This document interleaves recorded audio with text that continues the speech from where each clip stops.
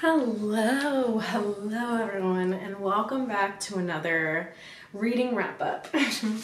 This is obviously for the month of May. Yes, I can't believe we're in June already. I technically read 4 books in the month of May. However, I included Crescent City in my last monthly reading wrap up for April. There's Rocky. So I'm just gonna say that I read 3 books this month. So I'm not gonna lie, Crescent City did put me in a bit of a reading slump just because it was so good. And I just was sad that I had finished the book, and it was a, 800-page novel. So I didn't really know where to start. And then I kind of panicked halfway through the month because I was like, I have not read a single thing. I probably didn't read for like 5 days. It's not that big of a deal. To get a jump start on that, I was looking up audiobooks on Kindle Unlimited, and I came across If You Tell. And I'm not gonna lie, I did go outside of my comfort zone on this one, just as I went with the goal of trying to diversify my reading rather than it just being fiction. I wanted to include some nonfiction. Essentially, this story, it has to take place in like the 60s or 70s, because the crimes that were committed in this would be caught in modern day. Like, there's just, the things that were occurring were messed up. Essentially, this story follows Shelley Notick and her husband Dave and the abusive habits that they had with their children as well as others. All that I know, after much research, they finally put Shelley behind bars in 1994. So, and I'm pretty sure the oldest daughter was 23. So that would mean that the story takes place in the mid-70s probably, which would make sense. And the crazy thing is that if you are going to read this, know that both the father and the crazy mother, Shelley, have both been released from prison in 2022. So they're just out on the streets. So after you read that, I think you're gonna be shook. In my Goodreads review, I didn't want to give it a star rating just because my favorite YouTuber, Rachel Catherine, doesn't review memoirs. And I just think that if you're gonna go and read this book, because it is free on Kindle Unlimited, if you like the murder mystery type, you're probably going to eat this up because they go into great detail about everything. How the crimes were committed, the mental trauma to all of the daughters and everyone involved. It is just horrifying to watch and see how manipulative and psychotic some people can be. So if you like murder mystery vibes with like kidnapping and craziness, like the amount of power that the Shelley woman had over everyone in her household was insane, and I will never begin to understand how she got away with what she did for so freaking long. Yeah, I mean, if you want a little sneak peek into how grim it was, she would tie people up in the backyard. She would make her kids, make them spend winter nights in the snow out on the porch just as punishment for literally nothing. Most of the kids talked about how they would get punished all the time, and most of their wrongdoings were never made clear because the mom would just turn on them all of a sudden because she's clearly crazy. So that book, it was honestly really heavy and hard to get through. The audiobook was about 8 hours, so I just kind of listened to it while I was at work, and I mean, it was definitely entertaining. It was just too heavy for me personally. So if you're a big crime junkie, go at it. It's probably one of the most demented things I've ever listened to in my life. If you're more lighthearted like me, maybe skip it. So after If You Tell, I picked up Magnolia Parks. I did have the book. I have passed it off to my cousin because when I was home in California and I had finished it, she seemed interested, so I passed it along to her. And you guys, Magnolia Parks, it's just not it for me. It's just not it. I'm sorry. Like, if you are, I know that they have a lot of diehard fans, so if this is your thing, kudos to you.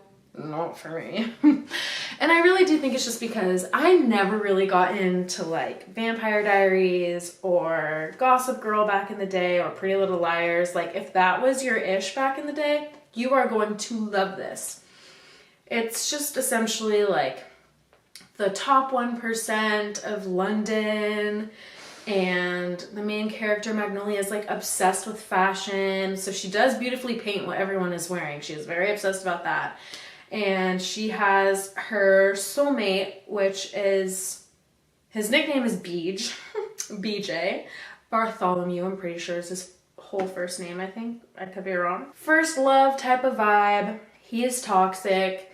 She is just totally devout and loyal to him, and he just gets super drunk, cheats on her, and they have this like brutal breakup, but they still stay close. He spends the night with her every night, even though she has like other boyfriends. How these other men are okay with this, I'm just kind of like, BFFR. BFFR, please. I think I would have liked it if the storyline between her and BJ was not so painfully repetitive. They would talk things out, things would be going good, he would mess things up, and then he would be like, oh, I'm horrible, please take me back, and she just willingly, willy-nilly would just let him back. It was the most ridiculous thing. So she kind of, it's like a fake dating trope because she's trying to get over BJ after a really bad faux pas of his, and she meets this billionaire Tom, which is like, please? Why would you not take up Tom? He's like a 6'4", I'm pretty sure he's blonde, blue-eyed, and he's just is very caring, very sweet, very soft and gentle. Everything that this girl, Magnolia, definitely needs. I don't know why she is so addicted to BJ. Well, still, I'll never understand. So yeah, I don't even know what I rated it on Goodreads. I think I gave it 3 stars. And that's honestly gracious, I feel like. My only description, or my only review on that was, this was much more painful than expected. And I don't know why I was anticipating loving it. I genuinely think it's just because, you know, TikTok loves it. All my YouTubers loved it, so I thought, why not give it a chance? I will be giving Daisy Hates a try, just because from her character in the book, she seemed a little bit more my speed, because she actually has opinions and she seems to speak up for herself, so I have a feeling I'll actually enjoy the Daisy Hates portion of the series better, so stay tuned. I'm hoping to pick that up at some point. Magnolia Parks took me forever to read. Forever. Like 2.5 weeks, and that's long for me. But then when I was in California and I finished Magnolia Parks, I was so sad because I didn't know what I was going to do. I didn't know what I was going to read, and my sister has a TBR cart, and I picked up this. So I went from Magnolia Parks, which is also a fictional romance, to my first ever Emily Henry. This was very exciting. So this is Book Lovers. So our main character, Nora, is like a girl boss in New York City who is an agent, right? An agent for writers, and so she's very much slaying in the book world, which is just kind of fun. Yeah, so she has a book that she's trying to get an editor for, so she has a meeting with Charlie Laststraw. Minutes before this meeting, she gets broken up with, so she's hectic, she's running late, she never runs late, and then when she sits down on their meeting, he's like brooding, constantly looking at his clock, being very rude. So like the meeting is very short, they're not vibing, and they both just have gin martinis and they go their separate ways. Flash forward, I think 3 years, her sister is pregnant with her 3rd daughter, and just to have some kind of me time, she loops her sister into going onto a vacation in Sunshine Hills, which is funny because the book that she tried to get edited with Charlie was also based in Sunshine Hills, North Carolina. And he was like, that's not what Sunshine Hills is about. Or Sunshine Falls. That's not what it's like. And she thought that was an interesting comment at the time, but on their first day on vacation, she literally goes to the one coffee shop in town, and who is there waiting in line for his coffee? Freaking Charlie. Looking as beautiful and handsome, or actually more beautiful and handsome than she remembered. So she like goes into the corner and she's like emailing him to see if it's him, and sure enough, he checks his phone, emails her back right away, and she's like, oh my god. If that was me, I would be dying. What I loved about this book, it just felt like I was there. It felt like I was Nora. It felt like I was falling in love with the small town, like very much small town vibes. Love that. I love that. Very dreamy descriptions of everything, really good imagery within the writing. Charlie is very much a book boyfriend that I vibed with. He seems quite my fancy, if you ask me. I'm excited. I'm excited to begin my Emily Henry summer. I am coining that right now. I am saving Happy Place for my trip to Europe because it just seems like the vibe. You know? So this was my first taste of Emily Henry and I absolutely love it. I love it. If you like family vibes, if you like wholesome romance that's not toxic like Magnolia Parks, and if this is just a lighthearted read, like this is definitely like if you're going on a beach vacation, you just want something easy on the mind, but that gets the heart pumping a little bit. I can't recommend this enough. So yeah, that was my reading for the month.